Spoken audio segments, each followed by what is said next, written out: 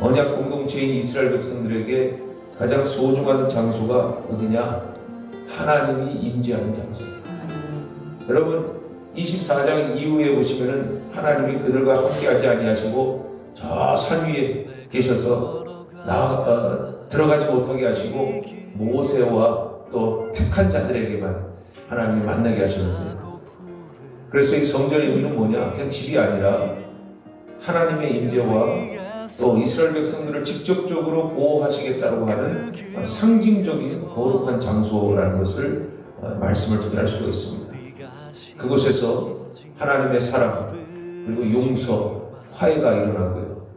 또 그곳에서 죄인인 그들이 찾아가 제사를 드리면 죄사함의 역사가 나타나고 치유가 일어나고 그리고 하나님 안에서 회복이 확정되는 것을 볼 수가 있습니다. 하나님께서 이스라엘 백성들을 위하여 친히 내려오신 거룩하고 구분된 장소가 바로 성막이라는 것이죠. 근데 성막은 고정되지 않죠. 성막은 텐트입니다. 그래서 하나님이 성전에 계셔야에도 불구하고 하늘에 계심에도 불구하고 성막을 통해 그들이 이동하는 곳으로 인도하여 주시고 함께해 주신다는 것이죠. 1절과 2절을 보시면은 하나님께서 모세에게 명령합니다. 성막을 짓기 위한 예물을 가지고 오라, 이렇게 명령을 하죠. 이스라엘 백성의 신앙을 위한 거룩하고 상징적인 의미라고 이 성막을 우리가 봐야 합니다. 그런데 하나님께서 예물을 이제 가져오라 하잖아요. 근데 방에 뭘 가지고 있겠습니까만은 우리가 출애굽기를 묵상하면서 출애굽기 12장을 여러분 한번 찾아보시면 하나님께서 이스라엘 백성들을 위하여 이미 성막을 위한 예물을 준비케 하신 것을 알 수가 있어요. 애굽의 10번째 재앙이 있은 후에 말씀이 뭐라고 되었냐면 하나님께서 이스라엘 백성들에게 애굽 사람들이 가지고 있는 은금을 챙기라고 했습니다. 사실은 이 말이 좋은 말이지만 이 말은 그냥 가져가라는 거였어요. 이미 이스라엘 백성들은 어떤 이유인지 몰랐지만 은과 금을 다 챙겨서 방해로 받았던 것입니다. 근데 그 은과 금이 하나님이 왜 챙기려 했느냐? 너희들 나한테 바쳐라. 왜? 하나님의 성막의 기구들과 성막을 지하기 때문에. 그래서 하나님이 미리 준비하신 겁니다. 다만 하나님께 예물을 드릴 때에 한 가지 조건이 있습니다. 여러분 2절에 보시면은 어떻게 예물을 드리라 했습니까?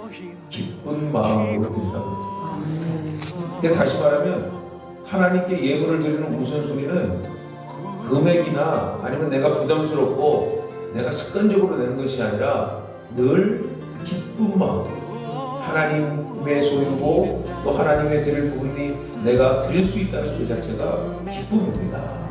이 마음으로 기쁜 마음으로 드리라 라고 되어 있어요. 다만 예물을 내는 자의 중심을 하나님이 보시기 원하는 것이지 얼마나 했냐, 어떻게 냈느냐, 그게 중요해요. 하나님께서 말씀하시는 또 한 가지가 있어요. 내게 바치는 모든 것을 너희는 받을지다. 페이백이 내가 하나님께 드렸어요. 그러면 드림으로 그러면 끝나죠. 하나님 뭐라고요? 너가 준 것을 다 돌려줄 것이다. 약속하신다. 그러니까 성경에 큰 말씀이 가르쳐 하나님께 드려라, 하나님께 바치느라, 하나님께 나가라 하면 하나님은 반드시 그것을 보상해 주시더라고요. 채워주시더라고요. 성경은 참 놀라운 원리예요. 우리가 하나님께 기쁨으로 예물을 드렸다면 하나님께서 큰 기쁨으로 주실 것이고, 그리고 여러분 우리가 우리의 수준에서 우리의 정성을 다해 하나님께 드렸다면 하나님이 기뻐하시면 어떻게 하시겠어요? 하나님도 우리의 수준에서 돌려줄 것이 아니라 하나님 수준에서 돌려주시겠죠. 그 소망은 하나님인데 아주 비슷한 말씀이 나와 있습니다. 신약에 보시면 고린도전서 9장에 나와 있는데 고린도전서 9장 6절에서 8절에는 이와 같이 이런 유사한 말씀이 기록되어 있어요. 제가 세번역 성경을 읽습니다. 적게 심는 사람은 적게 거두고 많이 심는 사람은 많이 거둡니다. 각자 그 마음에 정한 대로 해야 하고 아까워하면서 내거나 마지 못해서 하는 일은 없어야 합니다. 하나님께서 기쁜 마음으로 내는 사람을 사랑하십니다. 하나님께서는 여러분에게 온갖 은혜를 넘치게 주실 수 수 있습니다. 그러므로 여러분은 모든 일에 여러분이 쓴 것을 언제나 넉넉하게 가지게 되어서 온갖 선함을 얼마든지 할 수 있습니다. 그리고 하나님께 드린 것은 무엇으로 하느냐? 하나님의 기쁨으로, 믿음의 기쁨으로. 그러니까 인색하게 하지 말지, 궁색하게 하지 말지, 늘 하나님께서 쓸 것을 넉넉하게 또 하나님께 주시라. 이 돈도 많이 가지고 있으면 냄새나고 싶어서 자꾸 굴려야 돈이 굴려야 이게 돈이 생기는 거 아니겠어요? 그래서 자본주의는 돈이 있어야 돈을 배달을 했습니다. 마찬가지예요. 믿음도 믿음이 커야 그 믿음의 큰 것대로 하나님 보여주시기로 합니다. 예물도 마찬가지예요. 하나님께 뭐 여러 번에 다 바쳐라 이게 아니고 다 바치고 내가 있으면 다 바칠 수 있겠지만 내가 한평껏 하나님 앞에 정한 대로 내되 그러나 중요한 것은 마음을 보시겠다는 중심을 보시겠다는 이 말씀을 통해 우리가 발견할 수가 있습니다. 또 본문 3절부터 9절까지를 보시면 하나님께서 주격을 세워가지고 뭐 40절 말씀에도 나와 있지만 심히 정확히 이 하나님이 제정하신 대로 그대로 성막을 만들라고 명령을 하시는데 여러분 8절 9절을 한번 찾아보시겠어요? 오늘 8절 9절을 다 함께 읽도록 하겠습니다. 자, 8절 9절 8절입니다. 찾으셨죠? 다 함께 읽겠습니다. 시작. 내가 그들 중에 거할 성소를 그들이 나를 위하여 짓되 물은 내가 내게 보이는 모양대로 장막을 짓고 기구들도 그 모양을 따라 지을지니라. 아멘. 여러분 8절에 보시면은 내가 그들 중에 거할 성소를 그들이 나를 위하여 짓되 9절을 보세요. 무릇 내가 내게 보이는 모양대로 장막을 짓고 있어. 자, 이게 무슨 말이냐? 하나님이요 성막을 지으라 명령하셨을 때 우리가 물론 이 성경에 나와 있는 글자로 우리 이해를 할 때 뭐 사실은 정확히 우리 모르잖아요. 그래서 제가 뭘 보여드렸어요? 밴드에 보시면은 성막 언약궤 이 뜻과 또 그 구조를 눈으로 보라고 제가 알려드렸죠. 그래서 싹 영상자를 보여드렸단 말이에요. 마찬가지예요. 왜냐하면 오늘 말씀의 구절에 뭐라고 되어 있냐면 무릇 내가 하나님께서 내게 모세에게 모양대로 보이는 모양대로 그러니까 말로 하신 게 아니고 보여주셨다는 거예요. 비주얼하게 다시 말하면 하나님이요 성막에 설계를 하신 겁니다. 청사진으로. 그러니까 그냥 진 게 아니고 하나님이 보여주셨다는 거예요. 이 모습을 보여주셔서 오늘 9절 마지막에 보면 그 기구들도 그 모양을 따라 지으라고 했으니까 모양은 글이 아닙니다. 모양은 보여준 겁니다. 그래서 보여주셔서 그렇게 짓게 하신단 말이에요. 보여주셔서. 그러니까 성막은 하나님께서 자신을 위한 곳이라 자신이 거할 곳이라고 말씀을 하신 곳이고 거룩하고 경건한 말은 거룩이라는 말은 몇 가지 의미가 있는데 첫 번째 의미는 하나님은 완전하신 분이고 인간은 불완전함을 보여주시기 위한 건데 거룩은 완전함이니까 하나님이 설마 막 뭐 치수를 가르쳐 주시고 모양을 가르쳐 줘도 어떤 모양인가 어떤 것인지 정확히 알려면 어떻게 됩니까? 눈으로 봐야 한다는 것이죠. 보이는 대로. 그러니까 최고의 집이 되려면 뭐부터 제일 완벽하게 만들어져야 될까요? 최고의 설계자가 최고의 설계를 해야 최고의 집이 되는 거예요. 그 값어치가 어디로부터 시작이 되느냐? 어느 설계가가 했고 어느 건축가가 그것을 지었느냐에 따라서 집의 이 가치가 달라져요. 그리고 보여주시면서 만들었다. 우리가 이것을 영적 차원에서 봐야 된다는 것이죠. 오늘 또 10절부터 22절까지 말씀을 보시면 이 성막 안에 들어갈 기물들의 제작 방법을 하나님이 하나하나 정확하게 알려주시는데 출애굽기 31장 1절부터 4절을 보시면 하나님께서 그 기구, 성막을 만들 기구의 사람을 임명을 하십니다. 그 누구냐면 부살렐이라고 하는 사람을 임명하셔서 이 건축을 하게 하는데 하나님께서 이 부살렐에게 성막을 건축할 수 있도록 어떻게 말씀이 나와 있냐면요. 아주 중요한 말씀이에요. 그냥 지어라 라고 한 것이 아니라 임명을 하시고 말씀에 그의 영을 충만케 하셨다고 했어요. 여러분 이 의미가 뭐냐면요. 성막의 첫 번째 이 건축하고 만드는 것이 중요한 것이 아니라 하나님이 그에게 영을 보이셔서 만드는 것도 하나님 하셨대요. 만드는 것. 모든 재능을 하나님이 그 충만케 하셔서 부살레를 통하여 만드셨다는 거예요. 하나님께서 성막의 양식을 또한 말씀을 하시는데 지성소와 성소에 놓을 기구에 대해서 또 말씀을 쭉 하시잖아요. 자, 언약궤는 무슨 나무로 만들었냐면 아카시아 나무로 만듭니다. 만들어서 뭘 입혀요? 예물을 드린 금을 녹여서 금으로 도금을 하는 거죠. 근데 그 치수가 2.5규빗, 1.5규빗, 1.5규빗 이렇게 돼, 1.2m, 0.7m, 1.2m 이렇게 돼 있고, 금을 입힌 후에 두 개의 기다란 막대를 만들어서 이동하기 편하게 항상 포톱을 이동식으로 만드는 거예요. 왜냐면 광야생활을 하는 거니까. 언약궤는 가장 중요한 하나님의 언약의 상징인 거예요. 왜 이렇게 여러분 성막을 만들어서 하나님이 보여주시냐면요, 이 당시에 말씀이 정확히 기록이 되어 있겠지만 신앙이 너무 온전치가 못하니까 하나님이 자꾸 성막을 보여주시고 이런 것들을 제사의 기구들을 막 보여주시는 거예요. 왜냐하면 잘 들어보세요. 하나님의 현현을 볼 수가 없잖아요. 그래서 하나님이 이런 기구를 통해서 마치 그들이 보는 것은 하나님의 정면을 보는 것이 아니라 하나님의 그림자를 보여준단 말이에요. 하나님의 그림자를. 그러니까 구약은 예수 그리스도의 그림자예요. 그래서 그 그림자를 볼 때 우리가 예수님 어떤 분이냐 했을 때는 형상이나 어떤 틀은 알 수 있는데 그 깊이를 모르는 거예요. 이런 거예요. 성막의 의미는 다시 말하면 전혀 알 수가 없으니까 이런 것이다 라는 것을 알려줘요. 예수님께서 갈릴리 사역하실 때 저번에도 말씀드렸지만 이 바리새파하고 종교 지도자들 간에는 말씀으로 분쟁을 하시죠. 말씀을 아니까, 그걸 하나님 존재를 아니까. 근데 갈릴리 사람들에게 뭘 전합니까? 비유로 하죠. 비유로. 그래서 어떻게 하세요?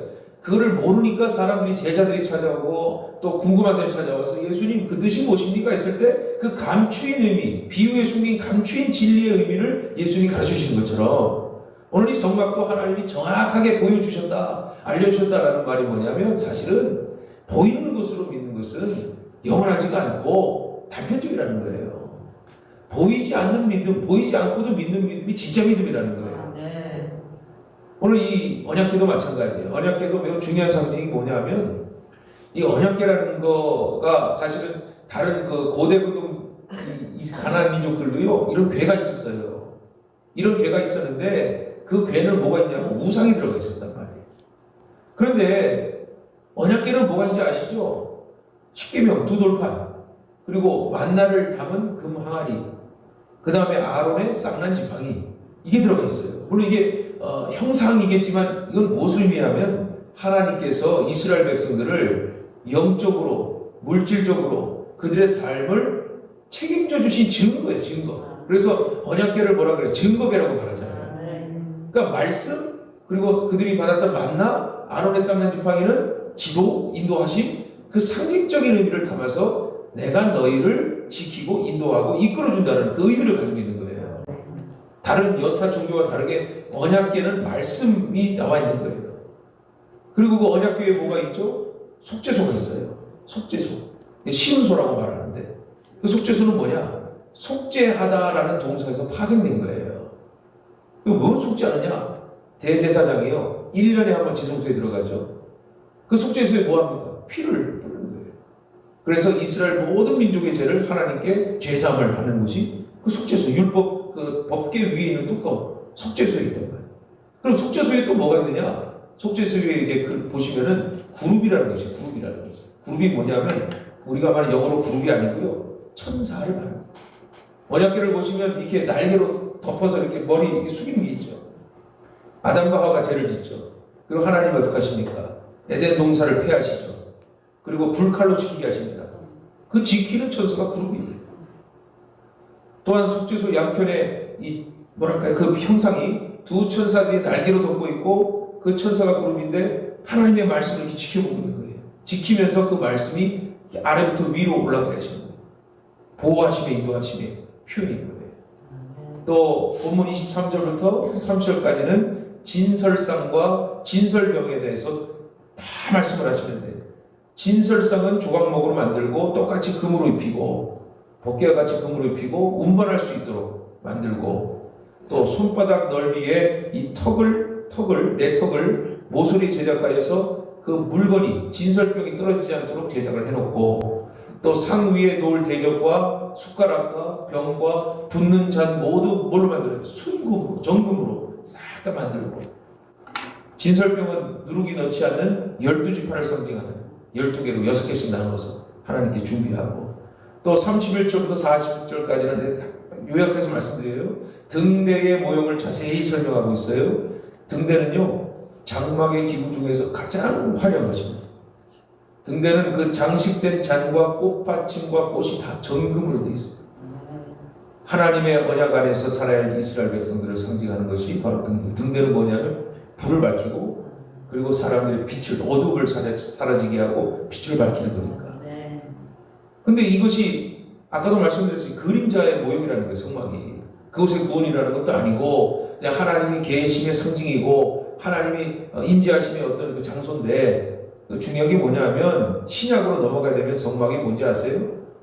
예수님의 몸된 공동체가 머물 것, 즉 예수님의 이 상징이라는 거예요. 성막이 예수님의 상징. 그러니까 성막은 예수 그리스도의 몸이며 완전한 성막이 언제 이루어져요? 예수님이 부활하심으로 말미암아 완전한 성막이 일어나는 것이고 부활을 통하여 무엇을 얻습니까? 하나님 나라가 세워지는 것이죠. 로마서 8장 10절에 보니까 이런 말씀이 있습니다. 또 그리스도께서 너희 안에 계시면, 이 말이 중요한 거예요. 그리스도께서 믿는 우리의 안에 계시면 몸은 죄로 말미암아 죽은 것이나 영은 의로 말미암아 살아있는 것이니라 그랬어요. 예수를 죽은 자 가운데서 살리신 이의 영이 너희 안에 거하시면 그리스도 예수를 죽은 자 가운데 살리신 이가 너희 안에 거하시는 그의 영으로 말미암아 너희 죽을 몸도 살리시리라 그랬어요. 예수가 우리 안에 있어야 우리가 삽니다. 하나님이 우리와 함께 하시는 것이죠. 고린도전서 6장 9절부터 10절에 뭐라고 되어 있냐면 너희 몸은 너희가 하나님께로부터 받은 바 너희 가운데 계신 성령의 절인 줄을 알지 못하느냐? 너희는 너희 자신의 것이 아니라 값으로 산 것이 되었으니 그런즉 너희 몸으로 하나님께 영광을 돌리라. 빈 껍데기 같은 몸 안에 죽은 영이 예수 그리스도로 살아내요. 오늘 말씀에 기록된 하나님이 보이는 대로 디자인하시고 하나님이 건축하시고 하나님이 그곳에 계신단 말이에요. 그러면 예수 믿는 자의 첫 번째 그리스도가 내 안에 계시면 나는 어떤 존재가 되죠? 생명의 존재가 생명의 존재. 영이 삽니다. 영이 살면 육신도 하나님의 거룩한 성전으로 하나님이 사용하신다는 거예요. 사용하신다. 그래서 우리는 건물 필요 없어요. 우리는 뭐 그런 다 필요 없어요.